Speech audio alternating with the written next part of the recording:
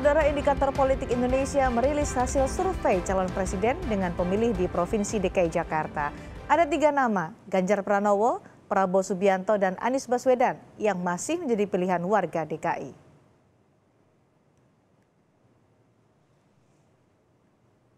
Lembaga Survei Indikator Politik Indonesia merilis hasil survei terbaru di DKI Jakarta terkait peta elektoral pemilu presiden, pemilu legislatif, dan Pilkada Jakarta 2024. Indikator Politik Indonesia melakukan simulasi 3 nama bakal calon presiden, yaitu Ganjar Pranowo, Prabowo Subianto, dan Anies Baswedan. Hasilnya, warga Jakarta yang memilih Anies mencapai 42,4%, Ganjar Pranowo 33,2%, dan Prabowo Subianto 16,6%. Nah, kabar baiknya meskipun tertinggal di peringkat ketiga, Pak Prabowo trennya naik nih dibanding Juli 2022. Nah, mungkin Pak Prabowo kan baru mulai bergerak sekitar awal 2023 ya. Nah, ini mulai ada dampaknya. Meskipun lagi-lagi belum bisa menggoyang dominasi di DKI Jakarta 2 nama teratas.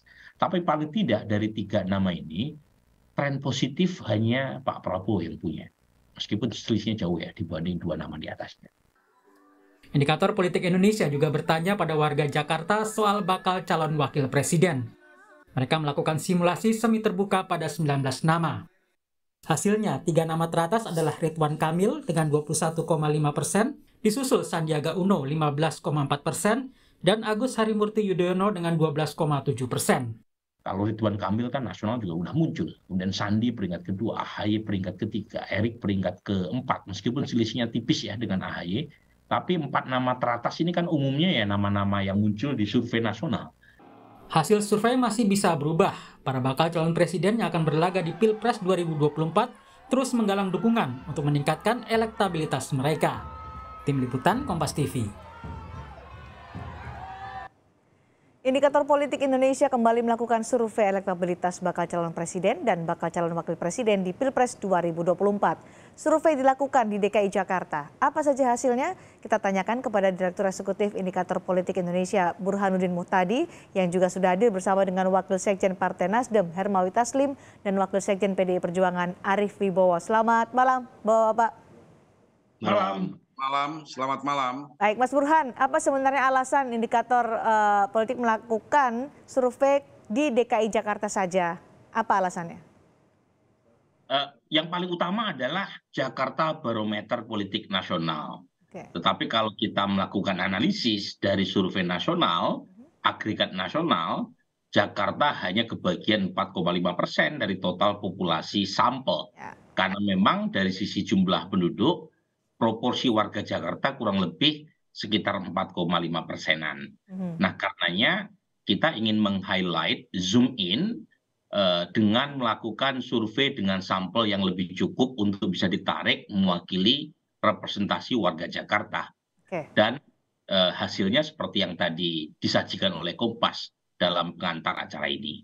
Oke, nah Jakarta sebagai barometer politik di Indonesia, tapi apa pengaruhnya dengan Jakarta dengan pemilu presiden?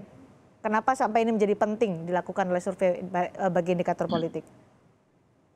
Selain itu kita bisa melihat pengalaman seperti Pak Jokowi misalnya adalah mantan orang nomor 1 di Jakarta. Kemudian juga kalau kita kaitkan dari sisi proporsi penduduk, dari sisi pendidikan maupun pendapatan, itu Jakarta 5 kali lipat lebih berpendidikan dan pendapatannya umumnya jauh lebih baik ketimbang proporsi nasional. Jadi kita bisa mengasumsikan pilihan warga Jakarta itu lebih lebih punya efek secara umum ya, karena mereka lebih rasional. Okay. Jadi itu yang kita ambilkan. Makanya kemudian kalau kita cek pilihannya relatif lebih variatif ketimbang provinsi lain. Di Jawa Tengah misalnya itu suara Mas Ganjar sangat dominan. Kemudian di tempat lain gitu ya, suara Pak Prabowo mungkin sebaliknya yang lebih kuat, misalnya di Sumatera Selatan atau di Jambi. Tetapi kemudian Mas Anies ini salah satu kantong masanya, tetapi yang menarik meskipun elektabilitas Mas Anies paling tinggi, tetapi suara Mas Ganjar atau Pak Prabowo juga tidak terlalu rendah di provinsi ini ya.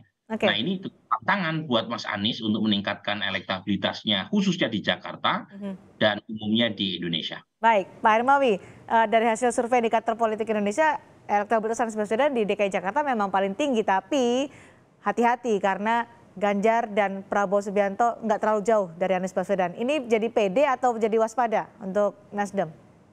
Iya, jadi kalau melihat hasil survei terakhir ini terus terang kami belum puas karena DKI ini harusnya kan menjadi basis utama Anies. Aha. Trennya juga belum begitu menggembirakan. Ini cambuk buat kami. Terima kasih Pak Burhan. Ini sangat berarti hasil survei ini. Oleh karena itu kami akan terus bekerja lebih keras untuk DKI. Oke. Tim-tim kita terus turun dan hari ini kami sudah mendaftarkan caleg kami baik untuk DKI maupun untuk DPRD. Kami berharap pada survei yang akan datang gambaran perolehan Anies itu lebih besar dari yang sekarang. Targetnya berapa Pak Hermawi kalau tidak puas dengan hasil survei tadi? Pokoknya lebih tinggi dari yang sekarang. Saya nggak mau pasang target. Lebih target nggak ada ya, tapi lebih tinggi dari yang hasil survei hari ini. Karena ini kan trennya ini kan menurun ya dibanding dengan survei terdahulu. Nah itu keprihatinan kami, itu cambuk buat kami. Kami akan terus bekerja keras. Terus terang Jakarta ini menjadi salah satu andalan kami karena latar belakangnya pernah dipimpin oleh Anies dan tingkat kepuasan warga terhadap kepemimpinan Anies juga cukup tinggi. Oke. Sebelum dia meninggalkan panggung ini. Menurut Anda apa faktor hingga akhirnya hasil dari survei indikator politik ini tidak maksimal untuk Anies Baswedan menurut Pak Hermawi Taslim dan juga Nasdem? Jadi begini, hasil survei ini kan potret kekinian. Ya. Memang khusus buat Anies selama bulan puasa itu beliau lebih banyak berkeliling di 43 kota itu di Jawa di luar Jakarta. Ya.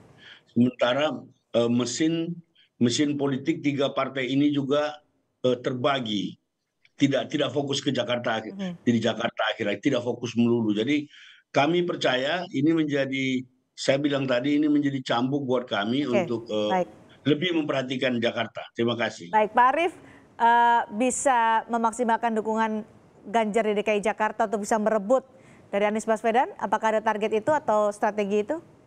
Ya, sudah pasti semua wilayah kita akan kerja keras ya, termasuk wilayah yang selama ini kalau disurvei itu Pak Ganjar menang telak, misalnya Jawa Tengah. Ya. Nah, yang sudah kuat, sudah banyak, dukungannya sudah besar ya ditingkatkan. Yang belum pasti kita akan berikhtiar semaksimal mungkin bekerja sehebat-hebatnya agar bisa menang di wilayah tersebut, apalagi Jakarta sebagai ibu kota. Dan saya kira masih ada kecukupan waktu ya untuk memenangkan Pak Ganjar tidak saja seluruh Indonesia tapi juga di Jakarta. Nah ini saya kira penting hasil survei indikator dan tentu kita akan dalami ya sebab-sebab mengapa hari ini masih tertinggal dengan Pak Anies di Jakarta dan memang Pak Ganjar tidak pernah menjadi pejabat atau pemimpin di DKI. Saya kira itu sesuatu yang normal saja dan meskipun Partai Demokrasi Indonesia Perjuangan di Jakarta sampai hari ini berdasarkan survei berbagai lembaga survei juga masih menempati posisi yang pertama. Oleh sebab itu kekurangan-kurangan yang ada pada kami tentu kami akan pelajari dan itu menjadi masukan, pertimbangan dan sekaligus pekerjaan rumah untuk berupaya keras meningkatkan potensi elektabilitas Pak Ganjar di DKI Jakarta. Oke, dengan populasi DKI Jakarta disebutkan oleh Mas Burhanuddin Muhtadi sekitar 4,2%, apakah akan fokus ke DKI Jakarta atau fokus memenangkan atau meningkatkan suara Ganjar Pranowo di wilayah-wilayah lain, misalnya di Jawa Barat, yang selama ini Jawa Barat sepertinya bukan milik PDI Perjuangan? Iya. Pak Arief. Ya, saya kira saya tadi sudah sampaikan, jadi ada banyak wilayah besar ya yang jumlah pemilihnya besar itu menjadi concern kita. Salah satunya adalah DKI Jakarta ya. Kalau selama ini misalnya di survei Jawa Barat kita juga masih tertinggal ya, tentu akan kita upayakan semaksimal mungkin untuk bisa menang ya. Kalau toh pada saatnya kita masih tertinggal di wilayah tersebut ya ketertinggalannya tentu kita harapkan tidak berselisih terlalu jauh. Pada saat yang sama di wilayah-wilayah yang kita sudah kuat, gemuk, ya harus kita perkuat lagi ya supaya lebih telak ya, sehingga kemenangan spektakuler bisa kita capai. Jadi in prinsip adalah kita selalu membaca dinamika di lapangan di seluruh wilayah. Ya, tidak hanya Jakarta, tidak hanya di Jawa yang penduduknya pemilihnya besar, mohon maaf, tapi juga wilayah-wilayah yang lain. Jadi kita ingin betul-betul nanti kemenangan Ganjar Pranowo adalah merepresentasikan keindonesiaan kita, aspirasi dari seluruh warga negara Republik Indonesia yang memiliki hak pilih untuk bisa dimaksimalkan, tidak saja potensinya, tetapi pada tanggal 14 Februari kita bisa dapatkan secara konkret, nyata. Oke, Mas Burhan, dari trennya, dari yang dilakukan survei oleh Indikator Politik Indonesia, apakah nanti bisa berubah? Kalau saat ini kan masih unggul Anies Baswedan, apakah bisa berubah konstelasinya?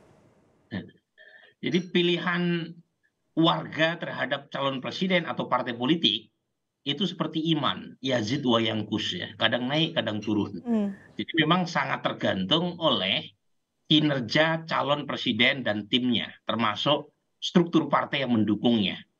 Nah, karenanya kita lihat tuh, kita bandingkan 5 survei terakhir di DKI Jakarta, itu terlihat fluktuasi dukungan, terutama termasuk dalam soal pilkada calon gubernur DKI Jakarta.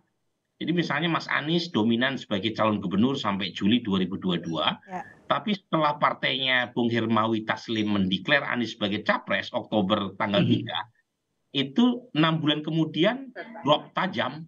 Jadi pendukung Anies sebagai calon gubernur sudah merasa Mas Anies naik kelas sebagai capres. Nah, itu menunjukkan bahwa pilihan publik juga sangat tergantung oleh dinamika di luar atau eksternal. Termasuk soal capres ini. Menurut saya soal capres ini menarik. Jakarta memang penduduknya sekitar 4%, tapi masuk top 10 ya, populasi provinsi dengan populasi terpadat. Tapi jangan lupa, semua sumber daya ekonomi, kemudian media, itu mayoritas terkumpul di Jakarta. Jadi kalau misalnya Jakarta bisa dimenangkan oleh 3 capres teratas, itu pasti memiliki semacam semangat dan spirit untuk mengangkat. Apakah Jakarta menjadi penentu? Karena kita tahu bahwa Jawa Barat adalah provinsi dengan populasi terbanyak yang sering menjadi indikator kalau memang menang di Jawa Barat ya sudah, itu jalannya akan lebih mulus. Gini Cindy, memang Jawa Barat adalah provinsi dengan jumlah pemilih paling besar. Tapi kalau kita lihat sejak 2004 sampai 2019, provinsi penentu itu bukan Jawa Barat, tetapi Jawa Tengah dan Jawa Timur. Misalnya kalau Anda lihat 2014-2019, Pak Jokowi kalah di Jawa Barat, tetapi nasional menang. Nah, pertanyaannya, apakah ada capres yang bisa menang secara nasional tanpa memenangkan Jawa Timur dan Jawa Tengah? Data aktual mengatakan tidak ada. Jadi capres bisa kalah dimanapun, tetapi tetap bisa menang secara nasional kalau mengantongi kemenangan di Jawa Timur dan Jawa Tengah. Baik, Mas Arief, ini yang membuat PDI Perjuangan santai saja meskipun di DKI Jakarta hasilnya masih di bawah Anies Baswedan karena sudah pegang Jawa Timur dan juga Jawa Tengah. Jawa Tengah terutama, menang telak di Jawa Tengah bisa PDI Perjuangan. Ya enggak, kalau santai siapa bilang santai? Kan kita kerja keras itu nggak perlu pengumuman. Ya. Tapi nanti yang akan tahu lapangannya salah satunya adalah lembaga survei seperti Mas Burhanuddin. Kita kerja keras. Apakah sekarang sudah gaspol atau belum lah itu tergantung pada variabel-variabel yang ada. Ya, tetapi prinsip seperti yang saya katakan tadi bahwa semua wilayah bagi kita penting. Ya, khususnya adalah wilayah-wilayah yang memang jumlah pemilihnya besar. Kalau tadi dikatakan Mas Burhanuddin bahwa Jawa Timur, Jawa Tengah penentu, saya kira logis, tetapi kita tentu saja tidak abai.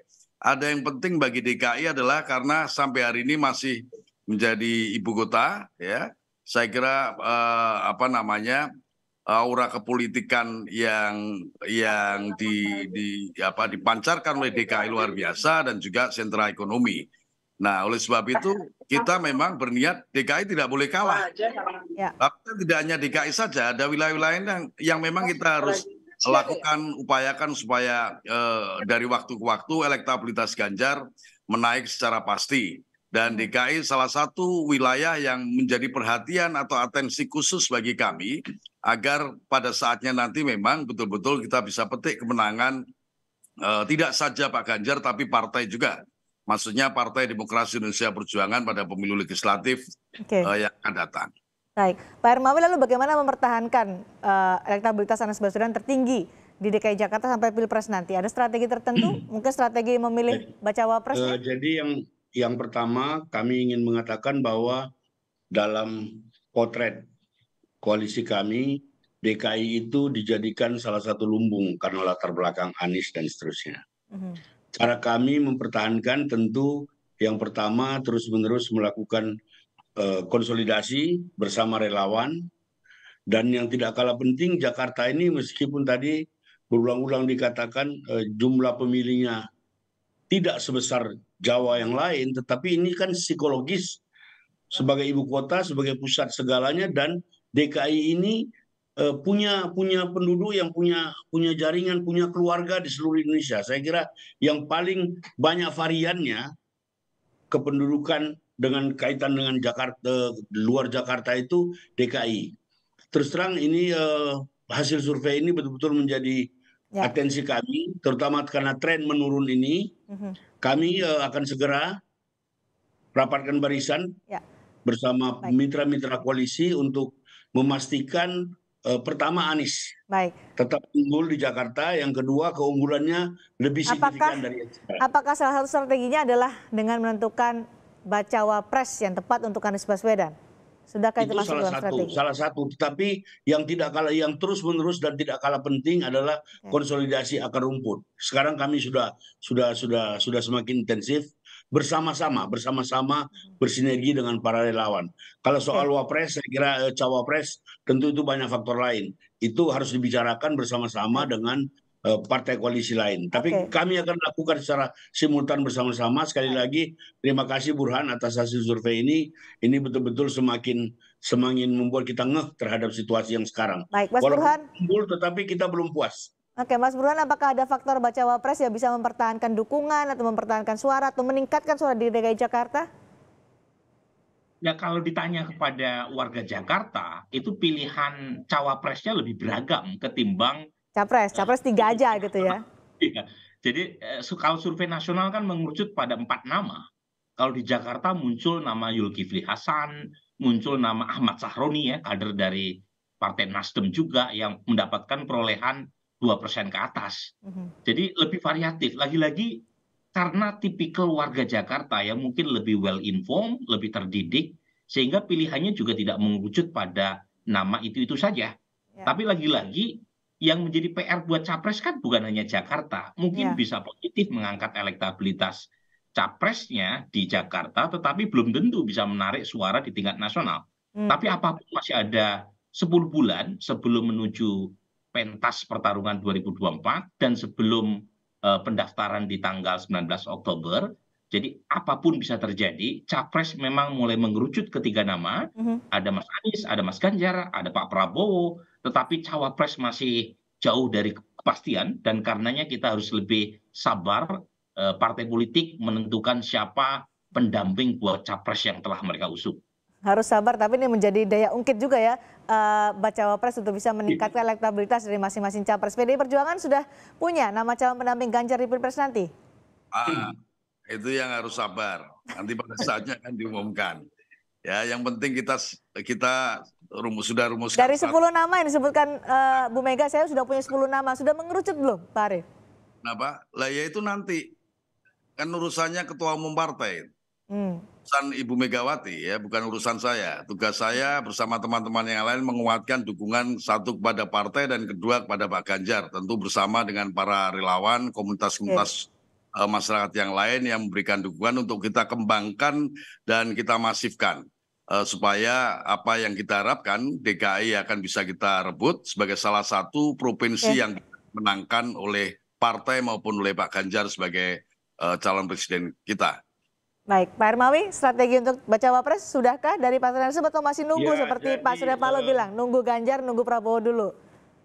Yang pertama seperti dikatakan Pak Surya Paloh, karena kita sudah yang pertama mengumumkan capres kita ingin menunggu.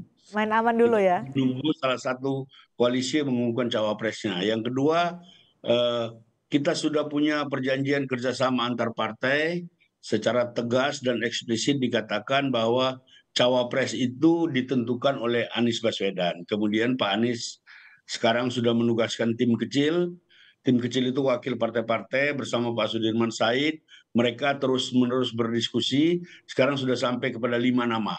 5 nama itu ada yang dari internal koalisi, ada dari kalangan profesional, ada lintas gender. Saya kira tunggu saja, tapi yang jelas kami tidak ingin buru-buru, kami tidak ingin yang pertama mengumumkan cawapres. Seperti dikatakan Pak Surya, kami ingin menunggu salah satu paslon lain mengumumkannya, baru kemudian kita akan umumkan.